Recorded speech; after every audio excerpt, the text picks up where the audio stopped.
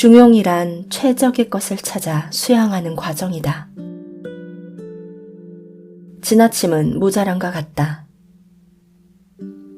중용과 그 수양에 관한 책 중용은 단일한 덕목을 다룬 유일한 고전이다. 그만큼 중용은 옛 선비들이 중요시한 덕목이라는 것을 알 수 있다. 중용은 보편적이고 일상적인 도리에서부터 지극한 이치에 이르는 가장 심오하면서도 한편으로는 가장 쉬운 덕목이다. 중용에는 이렇게 실려 있다. 평범한 부부의 어리석음으로도 알 수 있으나 지극한 이치에 이르러서는 설사 성인이라도 모르는 것이 있다. 평범한 부부도 행할 수 있으나 지극한 이치에 이르러서는 설사 성인이라도 행할 수 없는 것이 있다. 아무리 어리석인 사람이라고 해도 일상에서 행할 수 있을 만큼, 그리고 그 도리를 충분히 이해할 만큼 중용은 쉽다. 하지만 그 깊은 이치에 이르면 아무리 뛰어난 성인이라고 해도 알기 어렵고 당연히 행하기도 어려운 것이 바로 중용이다. 논어에서 공자는 중용의 덕은 지극하다. 하지만 이 덕을 지닌 사람이 드물게 된 지 오래되었다고 말했다. 또한 중도를 실천하는 사람과 함께할 수 없다면 꿈이 큰 사람이나 주저하는 사람과 함께하리라. 꿈이 큰 사람은 진취적이고 주저하는 사람은 하지 않는 바가 있다 라고 말하기도 했다. 중용의 사람을 찾기 힘들기에 그 대안의 인물을 제시한 것이다. 꿈이 있으면 과감하게 도전할 수 있고 주저함이 있으면 불의한 일을 하지 않는다. 심지어 중용에서는 좀 더 현실적인 기준을 제시한다. 천하의 국가를 다스리는 것도 가능하고 자기나 녹을 사양하는 것도 가능하며 시퍼런 칼날 위에 서 있는 것도 가능하나 중용을 행하는 것은 불가능하다. 중용이란 권력이나 명예 그리고 용기와는 다르며 좀 더 고차원적인 덕목이기에 쉽게 도달할 수 없다는 것이다. 과하지도 부족하지도 않은 적절함이 있어야 한다. 이쯤 되면 중용이 어떤 것인지 궁금해지는데 공자가 제자들을 가르친 고사에서 중용의 진정한 의미를 좀 더 쉽게 생각해 볼 수 있다. 다음은 선진에 실려 있다. 제자 자공이 공자에게 물었다. 자장과 자하는 누가 더 현명합니까? 자장은 지나치고 자하는 부족하다. 자공이 다시 묻자 공자가 대답했다. 그러면 자장이 더 낫습니까? 지나침은 모자람과 같다. 과유불급이라는 성어로 잘 알려진 대목이다. 여기서 자공은 모자란 것보다는 조금 과하더라도 지나친 것이 낫다고 생각했다. 많은 사람이 공감할 것이다. 기준에 도달하지 못한 것보다 초가 달성한 것이 좋게 보이니까. 하지만 공자는 과하지도 부족하지도 않은 적절함이 있어야 한다고 가르쳤다. 이와 관련해서 중용에서는 좀 더 상세하게 그 이유를 말해준다. 도가 행해지지 않는 이유를 나는 알겠다. 똑똑한 사람은 지나치고 어리석은 사람은 미치지 못하기 때문이다. 도가 밝혀지지 않는 이유를 나는 알겠다. 현명한 사람은 지나치고 모자라는 사람은 미치지 못하기 때문이다. 그 당시 도는 모든 학자의 수양과 학문의 목적이자 이루고자 하는 가장 높은 차원의 경지였다. 심지어 공자는 아침에 도를 들으면 저녁에 죽어도 좋다고까지 말했다. 그런 도를 이루는 데는 지나침도 모자람도 모두 장애가 되는 것이다. 자장은 능력도 좋고 적극적인 성품이지만 수양이 부족하고 의욕도 지나쳤다. 함께 수학하던 동문들로부터 능력도 있고 당당하지만 더불어 인을 행하기는 부족하다는 평가를 듣기도 했다. 자신감이 넘쳐서 상대방에 대한 배려가 부족했던 것이다. 자하는 차분하고 신중한 성격으로 학문에는 큰 진전을 얻었지만 고지식하고 소극적인 면이 있었다. 요즘으로 치면 공부는 열심히 하지만 다른 분야에는 관심이 없어 눈을 돌리지 않는 외골수적인 성품이었다고 볼 수 있다. 그래서 공자는 자아에게 너는 군자와 같은 선비가 되어야지 소인과 같은 선비가 되어서는 안 된다고 지적하기도 했다. 공부에만 파묻혀 인간관계를 소외시한다면 폭넓고 당당한 사람이 될 수 없다는 가르침이다. 결국 공자는 두 제자 모두 중용의 도에는 미치지 못하는 것을 안타까워했던 것이다. 성장하는 사람의 삶의 기준은 남이 아닌 나에게 있다. 여기서 또 한 가지 생각해 볼 것은 동문수학하던 두 사람을 비교했던 자공의 성향이다. 자공은 세속적인 능력이 뛰어나 외교와 정치 분야에서 큰 능력을 발휘했다. 탁월한 예지력으로 큰 부를 쌓아 스승인 공자를 돕기도 했다. 하지만 학문과 수양에서는 공자의 기준에 미치지 못해 항상 지적을 받았다. 특히 고사에서도 보듯이 모든 사람을 비교하는 성향이 있었다. 공자는 습관적으로 남을 비교하는 자공에게 자공아, 너는 현명한가 보구나. 나는 바빠서 그럴 겨를이 없다. 라고 질책하기도 했다. 자공의 이러한 모습은 오늘날 우리에게서 많이 발견될지도 모른다. 자신을 돌아보기보다는 다른 사람들을 평가하고 자신의 기준이 아닌 다른 사람의 기준에 연연하며 적당히 안도하고 은근히 기뻐하는 모습은 중용과는 거리가 멀다.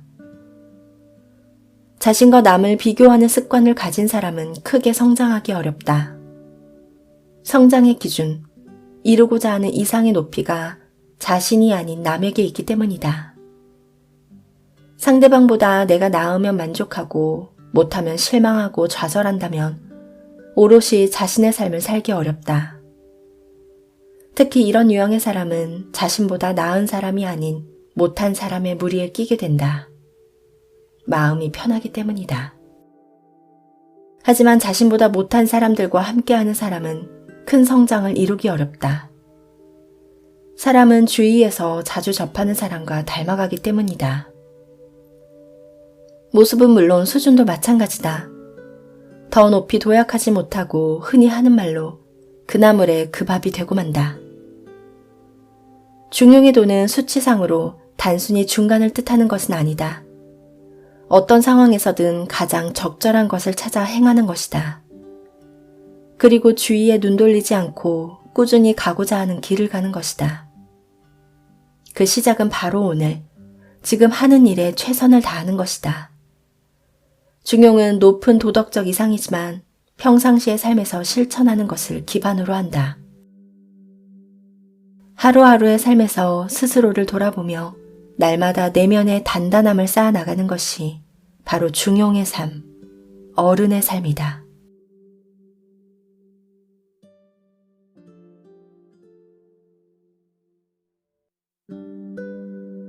중용이란 최적의 것을 찾아 수양하는 과정이다. 지나침은 모자람과 같다. 중용과 그 수양에 관한 책 중용은 단일한 덕목을 다룬 유일한 고전이다. 그만큼 중용은 옛 선비들이 중요시한 덕목이라는 것을 알 수 있다. 중용은 보편적이고 일상적인 도리에서부터 지극한 이치에 이르는 가장 심오하면서도 한편으로는 가장 쉬운 덕목이다. 중용에는 이렇게 실려 있다.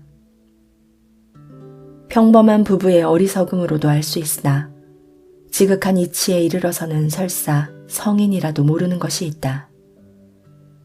평범한 부부도 행할 수 있으나 지극한 이치에 이르러서는 설사 성인이라도 행할 수 없는 것이 있다. 아무리 어리석인 사람이라고 해도 일상에서 행할 수 있을 만큼, 그리고 그 도리를 충분히 이해할 만큼 중용은 쉽다. 하지만 그 깊은 이치에 이르면 아무리 뛰어난 성인이라고 해도 알기 어렵고 당연히 행하기도 어려운 것이 바로 중용이다. 논어에서 공자는 중용의 덕은 지극하다. 하지만 이 덕을 지닌 사람이 드물게 된 지 오래되었다고 말했다. 또한 중도를 실천하는 사람과 함께 할 수 없다면 꿈이 큰 사람이나 주저하는 사람과 함께하리라. 꿈이 큰 사람은 진취적이고 주저하는 사람은 하지 않는 바가 있다 라고 말하기도 했다. 중용의 사람을 찾기 힘들기에 그 대안의 인물을 제시한 것이다. 꿈이 있으면 과감하게 도전할 수 있고 주저함이 있으면 불의한 일을 하지 않는다. 심지어 중용에서는 좀 더 현실적인 기준을 제시한다.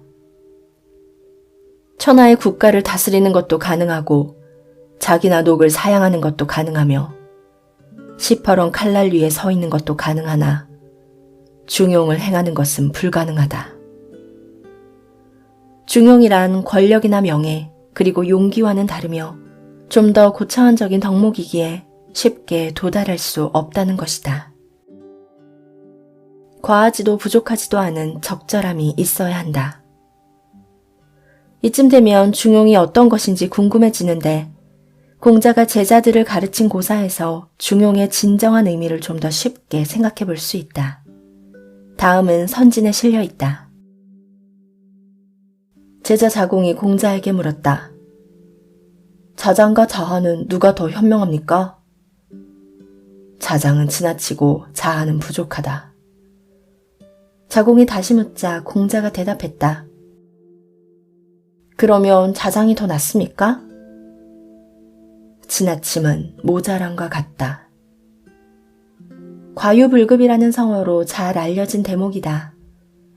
여기서 자공은 모자란 것보다는 조금 과하더라도 지나친 것이 낫다고 생각했다. 많은 사람이 공감할 것이다. 기준에 도달하지 못한 것보다 초가 달성한 것이 좋게 보이니까. 하지만 공자는 과하지도 부족하지도 않은 적절함이 있어야 한다고 가르쳤다. 이와 관련해서 중용에서는 좀 더 상세하게 그 이유를 말해준다. 도가 행해지지 않는 이유를 나는 알겠다. 똑똑한 사람은 지나치고 어리석은 사람은 미치지 못하기 때문이다. 도가 밝혀지지 않는 이유를 나는 알겠다. 현명한 사람은 지나치고 모자라는 사람은 미치지 못하기 때문이다. 그 당시 도는 모든 학자의 수양과 학문의 목적이자 이루고자 하는 가장 높은 차원의 경지였다. 심지어 공자는 아침에 도를 들으면 저녁에 죽어도 좋다고까지 말했다. 그런 도를 이루는 데는 지나침도 모자람도 모두 장애가 되는 것이다. 자장은 능력도 좋고 적극적인 성품이지만 수양이 부족하고 의욕도 지나쳤다. 함께 수학하던 동문들로부터 능력도 있고 당당하지만 더불어 인을 행하기는 부족하다는 평가를 듣기도 했다. 자신감이 넘쳐서 상대방에 대한 배려가 부족했던 것이다. 자하는 차분하고 신중한 성격으로 학문에는 큰 진전을 얻었지만 고지식하고 소극적인 면이 있었다. 요즘으로 치면 공부는 열심히 하지만 다른 분야에는 관심이 없어 눈을 돌리지 않는 외골수적인 성품이었다고 볼 수 있다. 그래서 공자는 자하에게 너는 군자와 같은 선비가 되어야지 소인과 같은 선비가 되어서는 안 된다고 지적하기도 했다. 공부에만 파묻혀 인간관계를 소외시한다면 폭넓고 당당한 사람이 될 수 없다는 가르침이다. 결국 공자는 두 제자 모두 중용의 도에는 미치지 못하는 것을 안타까워했던 것이다. 성장하는 사람의 삶의 기준은 남이 아닌 나에게 있다. 여기서 또 한 가지 생각해 볼 것은 동문수학하던 두 사람을 비교했던 자공의 성향이다. 자공은 세속적인 능력이 뛰어나 외교와 정치 분야에서 큰 능력을 발휘했다. 탁월한 예지력으로 큰 부를 쌓아 스승인 공자를 돕기도 했다. 하지만 학문과 수양에서는 공자의 기준에 미치지 못해 항상 지적을 받았다. 특히 고사에서도 보듯이 모든 사람을 비교하는 성향이 있었다. 공자는 습관적으로 남을 비교하는 자공에게 자공아, 너는 현명한가 보구나. 나는 바빠서 그럴 겨를이 없다. 라고 질책하기도 했다. 자공의 이러한 모습은 오늘날 우리에게서 많이 발견될지도 모른다. 자신을 돌아보기보다는 다른 사람들을 평가하고 자신의 기준이 아닌 다른 사람의 기준에 연연하며 적당히 안도하고 은근히 기뻐하는 모습은 중용과는 거리가 멀다. 자신과 남을 비교하는 습관을 가진 사람은 크게 성장하기 어렵다. 성장의 기준, 이루고자 하는 이상의 높이가 자신이 아닌 남에게 있기 때문이다. 상대방보다 내가 나으면 만족하고 못하면 실망하고 좌절한다면 오롯이 자신의 삶을 살기 어렵다. 특히 이런 유형의 사람은 자신보다 나은 사람이 아닌 못한 사람의 무리에 끼게 된다. 마음이 편하기 때문이다. 하지만 자신보다 못한 사람들과 함께하는 사람은 큰 성장을 이루기 어렵다. 사람은 주위에서 자주 접하는 사람과 닮아가기 때문이다. 모습은 물론 수준도 마찬가지다. 더 높이 도약하지 못하고 흔히 하는 말로 그 나물에 그 밥이 되고 만다. 중용의 도는 수치상으로 단순히 중간을 뜻하는 것은 아니다. 어떤 상황에서든 가장 적절한 것을 찾아 행하는 것이다. 그리고 주위에 눈 돌리지 않고 꾸준히 가고자 하는 길을 가는 것이다. 그 시작은 바로 오늘, 지금 하는 일에 최선을 다하는 것이다. 중용은 높은 도덕적 이상이지만 평상시의 삶에서 실천하는 것을 기반으로 한다. 하루하루의 삶에서 스스로를 돌아보며 날마다 내면의 단단함을 쌓아나가는 것이 바로 중용의 삶, 어른의 삶이다.